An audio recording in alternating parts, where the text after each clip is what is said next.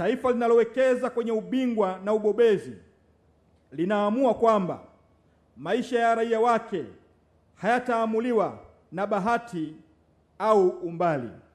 Na taifa linalosema wagonjwa wasio na uwezo wapate huduma bila kikwazo cha fedha linatoa tamko la maadili. Tiba ya ubingwa si anasa, ni hadhi ya taifa. Kumkinga asiye na uwezo si hisani, ni wajibu wa dola yenye utu.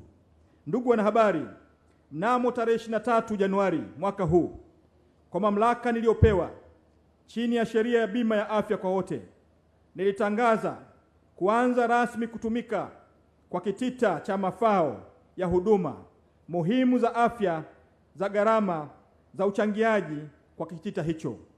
Kwa faida ya hadhara hii, naomba nirudie tena, kitita cha mafao ya huduma muhimu za afya kitagharimu shilingi 150,000 kwa kaya ya watu 6 kwa mwaka. Tunajua kwa baadhi ya wananchi kujiunga na bima kabla ya kuugua huonekana kama jambo geni, hata linaweza kuzua mashaka.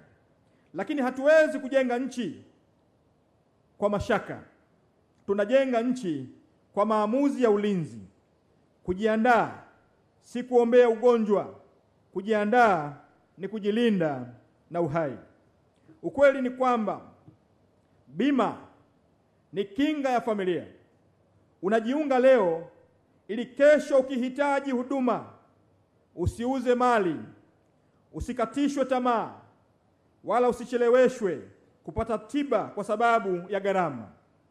Kwa imani yetu, ni jambo jema na ni jambo la busara kumweka Mungu mbele na pia kuweka utaratibu wa ulinzi, kwa sababu Mwenyezi Mungu anatupa maisha, nasi tunawajibika kuyatunza maisha.